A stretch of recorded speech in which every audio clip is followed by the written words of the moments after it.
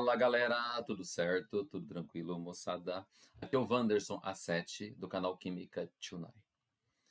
Galera, nesse vídeo eu vou resolver para vocês a prova de Química da UFPR 2023.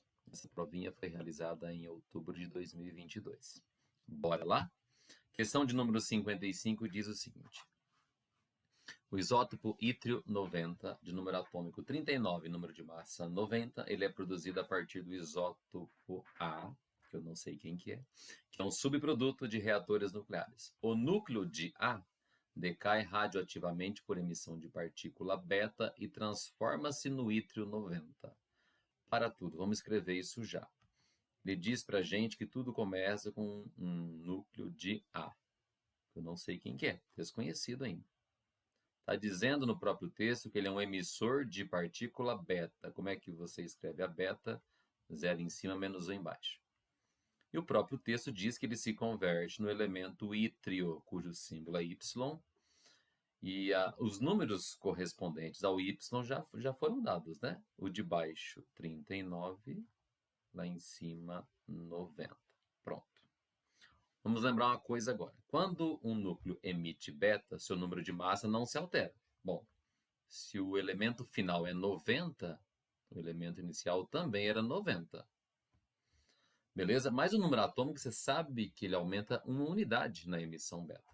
Bom, se o elemento ítrio final aqui está com 39, quer dizer que o número atômico do elemento inicial era 38. Não precisava saber que esse elemento A é o estrôncio.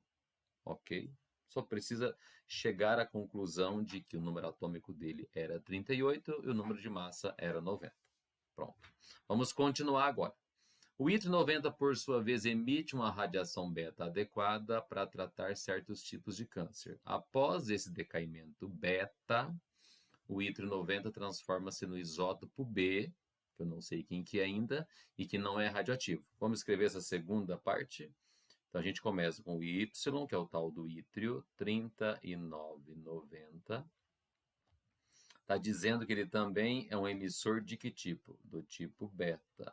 0 lá em cima, menos 1 aqui embaixo. Tranquilo? No que ele se converte? Bom, número de massa não muda. Número atômico sobe uma unidade. E o exercício resolveu chamar esse novo elemento de B. Pronto, são dois decaimentos betas. O A vira ítrio e o ítrio depois vira um elemento chamado genericamente de B. Beleza? Vamos ver o que o exercício pede agora. Considerando as informações apresentadas, os valores corretos de números atômicos e de massa do A e do B são respectivamente. Vamos para o A. Qual que é o número atômico? 38. Qual que é o número de massa? 90. Pronto. E do B? Número atômico, 40. Número de massa, também 90. Ok? Que resposta que tem isso? Letra B. Número atômico, 38. Número de massa, 90. E depois 40 e 90. A resposta vai dar letra B. Ok? Tranquilo? Vamos para a próxima. Questão 56, que fala de eletroquímica. Peças de cobre recobertas por um filme de chumbo, uma camadinha de chumbo, oriundas de resíduos industriais, devem ser tratadas. Para tanto, o chumbo deve ser removido por meio de corrosão. Corrosão, não sei se você se lembrava, me lembra oxidação. E para ter certeza de que vai acontecer uma oxidação, olha o que ele diz na sequência. Corrosão com uma solução oxidante. Então, você corrói esse depósito de chumbo sem atacar a parte de cobre da própria peça. A tabela a seguir apresenta os dados eletroquímicos de alguns reagentes disponíveis para o tratamento, além de dados do cobre e também do chumbo. Aí a pergunta é assim: considerando as informações apresentadas, os agentes oxidantes que corroerão somente o chumbo são. Então, vamos pensar. O que é corroer o chumbo? Ué, Wanderson, corroer é você provocar uma oxidação. É você fazer esse chumbo aqui, que é metálico, carga 0, se transformar nesse outro chumbo aqui. Eu tenho que provocar reação contrária aqui. Faz sentido? E quem é que consegue fazer o chumbo metálico se transformar num chumbo 2+? Quem faz o chumbo se oxidar? É só você procurar na tabela alguém que tem um potencial de redução maior do que o do próprio chumbo. Tem que procurar alguém que tem um potencial padrão maior do que o do chumbo, que é de menos 0,13. Mas por que tem que ser maior? Qualquer elemento, qualquer espécie que tiver um potencial de redução maior do que o do chumbo, essa espécie se reduz e faz com que o chumbo faça o caminho contrário. Chumbo 0 vire chumbo 2+. Então tem que procurar alguém que tem um valor maior que menos 0,13. Ah, mas tem vários aí. Só que não posso pensar só maior do que menos 0,13. Não pode esquecer de que eu não posso oxidar o chumbo. Desculpa, eu não posso oxidar o cobre. Eu só posso oxidar essa impureza. O cobre eu não posso. Beleza? Então eu tenho que achar alguém que tem um potencial maior que menos 0,13, só que ao mesmo tempo você não pode ultrapassar o potencial de redução do cobre, que na sua tabela é de 0,34 volts. Por que não pode ser maior que 0,34? Porque senão você faz o cobre também se oxidar. Ok? Eu só quero que o chumbo se oxide. O cobre tem que ficar intacto do jeito que ele foi feito. Tá claro? Entendeu? Então vamos procurar na tabela agora quem é que tem um potencial de redução maior que menos 0,13, mas ao mesmo tempo menor que mais 0,34. Bom, consultando a tabela, você vai perceber que poderia ser o hexaminocobalto, que é a primeira linha, primeira equação, ou poderia ser também quem? O H+. Tranquilo? Tem que ser alguém maior do que menos 0,13, mas ao mesmo tempo menor do que mais 0,34. Então a resposta correta, letra C. Show de bola, tranquilo, vamos para a próxima. Questão 57 fala sobre cinética. Diz assim: a losartana, um remédio para hipertensão, é transformada no organismo num derivado carboxilado que possui atividade farmacológica maior do que o próprio medicamento. Então esse carboxilado é melhor do que a própria losartana. Então vamos só esquematizar aqui, bem simplesinho. A losartana, vou chamar de L, ela é convertida num derivado carboxilado. Pronto. Pesquisas têm evidenciado que uma enzima CYP3A4 catalisa essa reação química. Vou colocar só as primeiras letrinhas aqui, ó. Então CYP é a nomenclatura de uma enzima que o exercício fala. Essa enzima catalisa o processo, óbvio. A respeito desse assunto, considere as seguintes afirmativas. Há um consumo dessa enzima no decorrer da reação. Espera aí. Catalisador não é consumido. Então, errado. A losartana e o CYP são reagentes da reação. Espera aí. As enzimas ou os catalisadores em geral não são reagentes, porque reagente tem que ser consumido. Entendeu? E essa enzima não é consumida, portanto, errada também. Terceiro, o CYP, que é essa enzima, esse catalisador, diminui a energia de ativação da reação. Tá? Qual é a função de um catalisador? Acelerar. E por que ele acelera? Porque ele diminui a energia de ativação. Portanto, o item 3 está perfeito. O estado de equilíbrio da reação é alterado pelo catalisador no sentido de formar mais derivado carboxilado. Mesmo que a reação aconteça de maneira reversível, que ela tem um equilíbrio químico associado, você lembra que catalisador não desloca equilíbrio, ele só faz com que o equilíbrio seja atingido mais rápido, mas ele não desloca para a direita ou para a esquerda. Portanto, esse item também incorreto. Então, somente a 3, que é verdadeira, eu acho que a resposta vai da letra A de amor. Fechou. Tudo bem? Bora lá? Questão 58 de orgânica diz assim: o propilenoglicol é um composto orgânico alifático dihidroxilado, representado na figura a seguir. Amplamente utilizado na indústria para os mais diversos fins, tais como anticongelante, fluido de freio, síntese de resinas e aditivo para tintas. Apesar do sabor amargo, o propilenoglicol também é utilizado na indústria alimentícia como aditivo, pois possui uma baixa toxicidade. Olhando para o desenho, você percebe 2 hidroxilas, 3 carbonos, tudo mais, né? Considerando as informações acerca da estrutura do propilenoglicol e os conhecimentos em química orgânica, é correto afirmar que esse composto, letra A, é um isômero constitucional do glicerol. Espera aí, glicerol ou glicerina tem 3 hidroxilas, tem 3 oxigênios. O propileno glicol só tem 2. Espera aí, se um tem 3 oxigênios, outro tem 2, é impossível ter isomeria. Então, já era. Beleza? É quiral e pode ocorrer na forma de estereoisômeros, mais especificamente enantiômeros. Espera aí. Como é que eu sei se uma substância é ou não é quiral? Ela tem que ter o quê? O tal do carbono assimétrico. E se você olhar para esse carbono que o Wanderson acabou de pintar de vermelho, você vai perceber que os ligantes desse carbono são todos diferentes. Vamos conferir? Aqui em cima você tem uma hidroxila. Aqui do lado você tem um metil, que é o tracinho. Do outro lado você tem um carbono e mais um OH. E escondido tem um hidrogênio. Os 4 ligantes são todos diferentes. Portanto, aquele carbono que eu assinalei com asterisco, ou que eu assinalei com uma bolinha vermelha, poderia ser um asterisco, né? Aquele carboninho que está em vermelho, ele é um carbono que tem seus 4 ligantes diferentes. Portanto, ele é assimétrico, ele é quiral. Então, a molécula também é quiral. E toda molécula quiral ela pode se apresentar na forma de 2 imagens espelhadas, ou seja, enantiômeros. Portanto, a letra B está perfeita. Letra C. Pode ser sintetizada a partir de uma reação entre gás propano e hidróxido de sódio. Espera aí. Gás propano, que é um alcano, nem tem esse caráter ácido para reagir com hidróxido de sódio. Beleza? Entre os hidrocarbonetos, apenas os alcinos verdadeiros, que tem triplo na ponta, é que poderiam, de repente, reagir com hidróxido de sódio. Portanto, não tem a menor lógica esse item. Letra D de dado é classificada como uma base de arrênios. Espera aí. Primeiro que não dá para aplicar o conceito de arrênios para essa substância orgânica aqui. Uma base de arrênios tem que ter hidroxila ligada ionicamente a um metal. Então nem faz sentido falar de base de arrênios.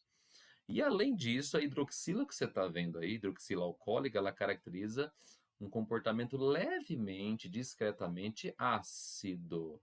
Então tá tudo errado o item D também. Beleza?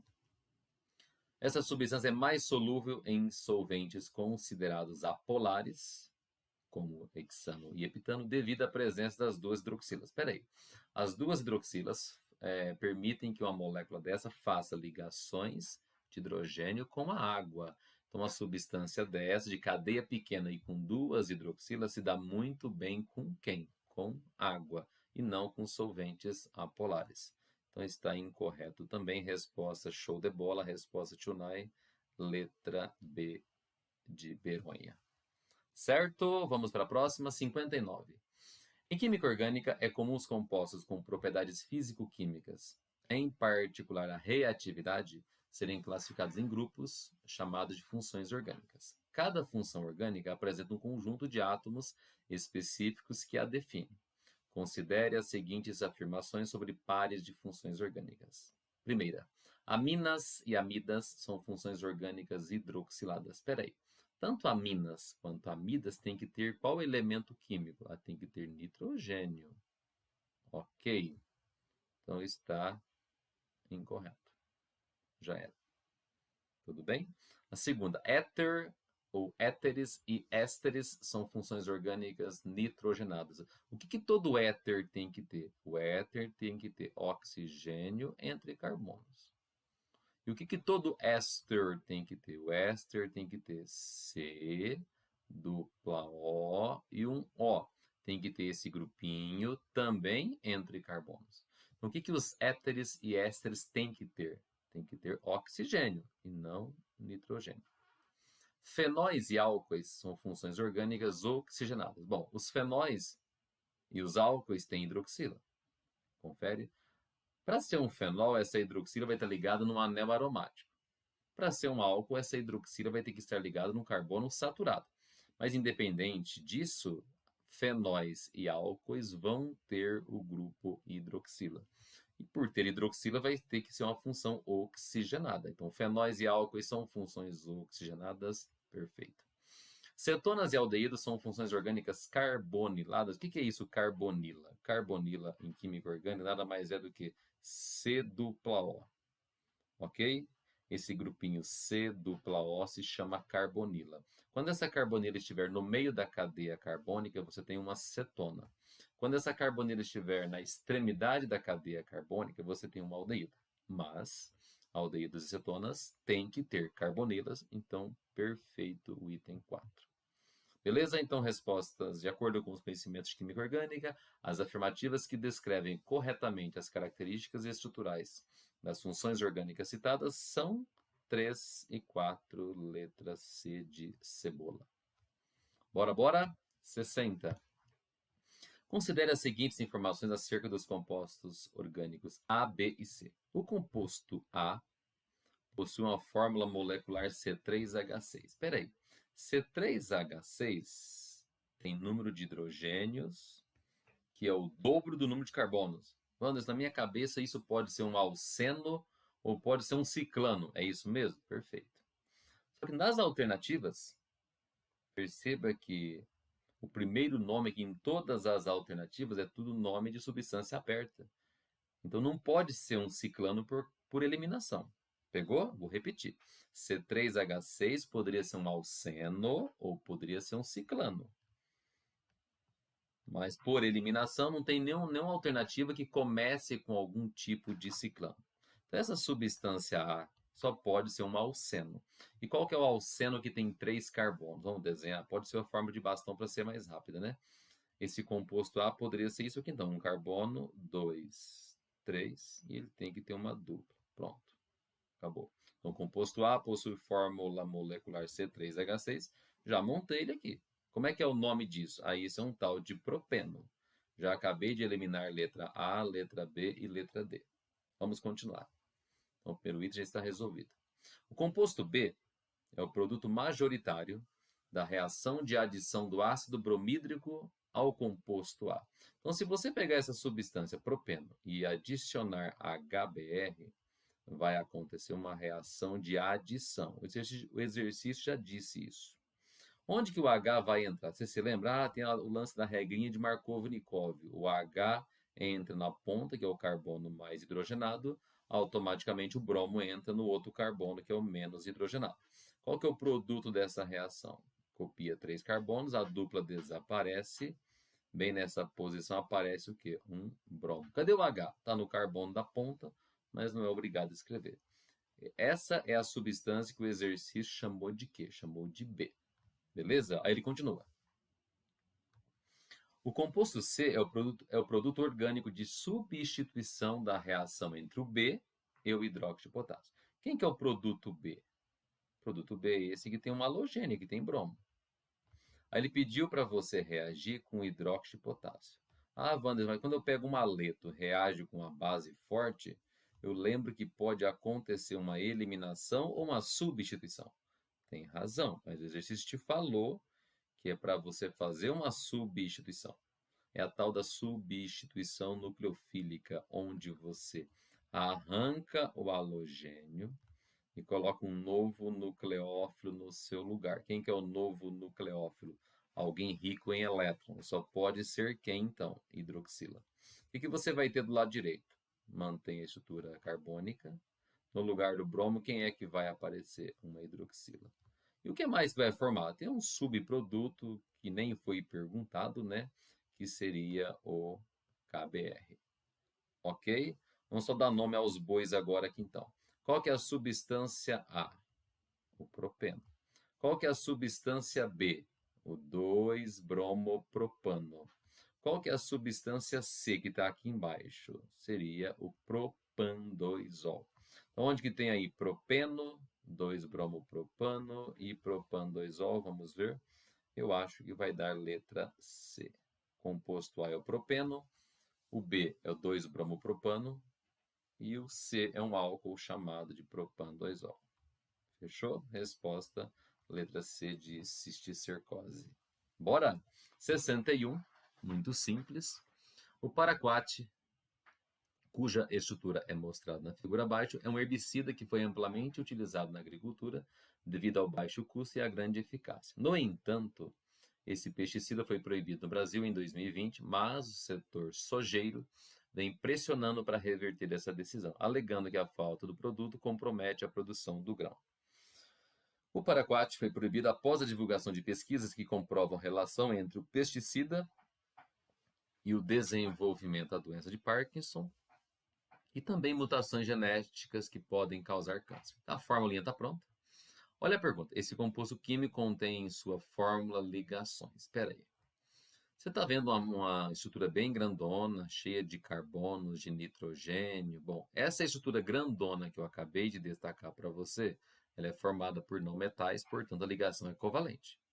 Só que entre essa estrutura grandona, que tem carga positiva, e esses cloretos, que têm carga negativa, é óbvio que tipo de ligação que acontece. Bom, ligação entre cátion e ânion só pode ser iônica.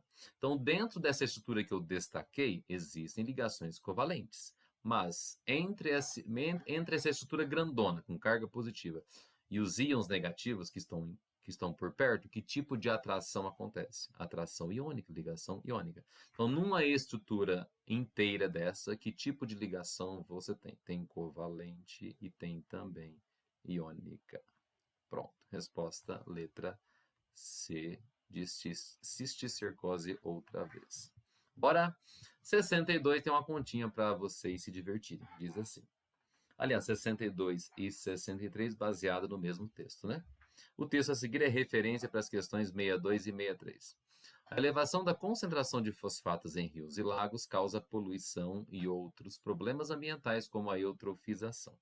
Assim, o monitoramento da concentração de fosfato é de interesse ambiental e pode ser realizado por meio do teste colorimétrico, explorando a reação de azul de molibdênio. Ao adicionar o íon molibdato, ácido mineral e um agente redutor, numa amostra que contém fosfato, forma-se um composto de cor azul intensa.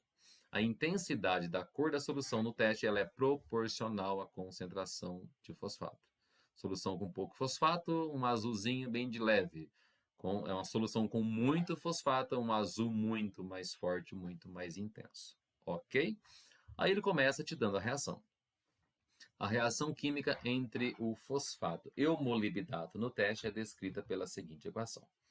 Antes de fazer continha, tem que observar uma coisa super bacana aqui. Qual é a proporção, qual é a proporção com que essas duas espécies reagem? Perceba que é 1 mol de fosfato para 12 de molibdato. É 1 para 12, ok? Mais o H+, que nem foi perguntado pelo jeito, né? E por aí vai. Nesse teste, a quantidade de matéria, que quantidade de matéria é número de mols. A quantidade de matéria de molibdato necessária para uma amostra de 10 mililitros contendo 2 miligramas por litro de H3PO4, que fornece fosfato, né? Ela é mais próxima de quanto? Então vamos fazer o seguinte. Eu tenho uma amostra de 10 ml de uma água e essa amostra tem essa concentração de fosfato aqui, 2 miligramas por litro. E o que o exercício está perguntando? Quantos mols de molibdato eu preciso para reagir com o fosfato presente nesses 10 ml? Aí ele pergunta, a resposta é a quantidade é mais próxima de. Então vai dar para a gente fazer umas aproximações. Vou dar uma dica. A massa molar do fosfórico é 98. Como ele pediu o valor aproximado, usa 100 para a conta ficar mais simples. Beleza? Vamos lá? Então, atenção. Eu tenho uma solução de 10 ml e a concentração é de 2 miligramas para cada litro. Vamos fazer uma conta? Ou algumas contas? Bora lá. 2 miligramas é a quantidade que tem dentro de 1 litro de solução. Só que você não está fazendo uma amostra de 1 litro. A sua amostra é pequenininha, é de 10 ml apenas. Então, dentro desses 10, quanto que a gente teria de fosfato? Vai dar um xizinho, beleza?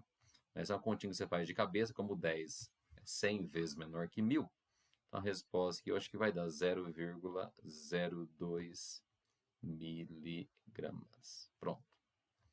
Ok?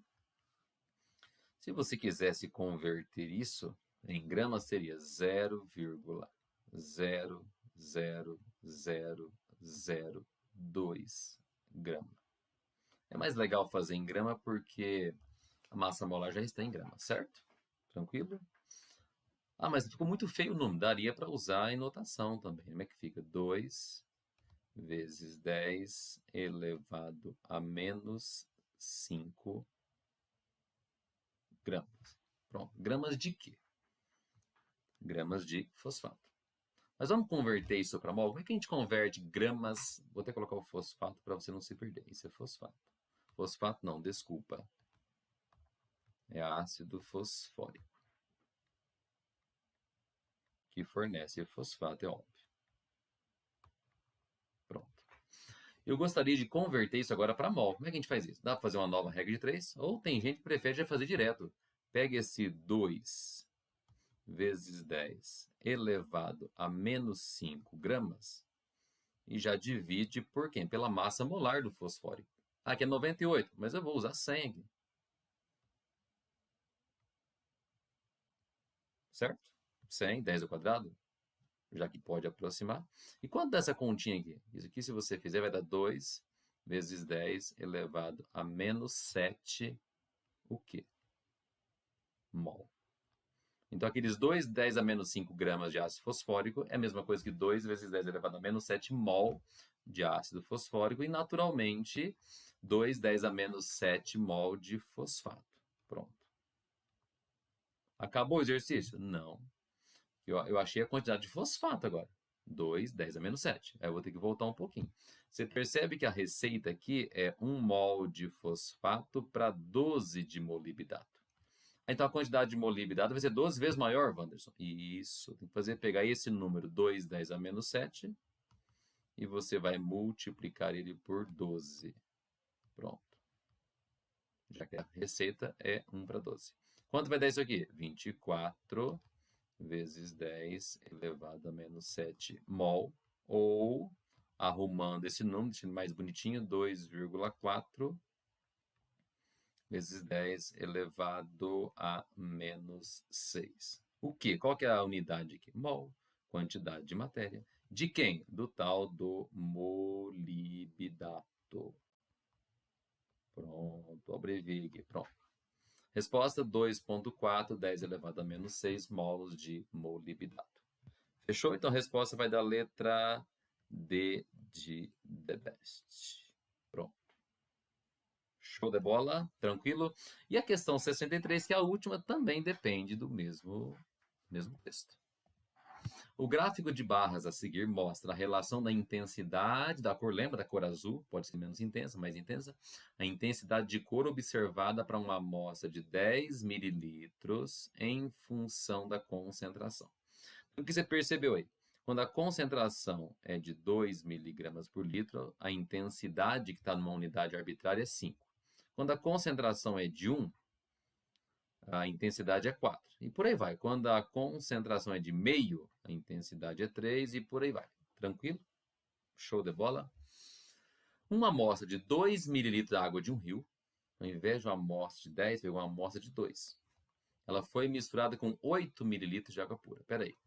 Pegou 2 de água real do rio e tacou mais 8 de água purinha, de modo que você produzisse uma amostra de 10 mililitros. Não esqueça de uma coisa, você pegou 2 mililitros de uma solução, uma água de um rio, e você está fazendo esses 2 mililitros se transformar em 10. De que jeito? Tacando mais 8 de água pura. Então perceba que você está fazendo uma diluição aqui. Você está pegando a solução do rio, que é real, e você está diluindo ela 5 vezes. Por que 5 vezes? Porque de 2 para 10, você está aumentando o volume 5 vezes, então está diluindo, ela está ficando 5 vezes mais fraca. Está claro isso? Voltando, uma amostra de 2 ml da água de um rio foi misturada com 8 ml de água pura, de modo a produzir 10 ml de solução. Pronto. Essa solução é 5 vezes mais diluída que a original do rio.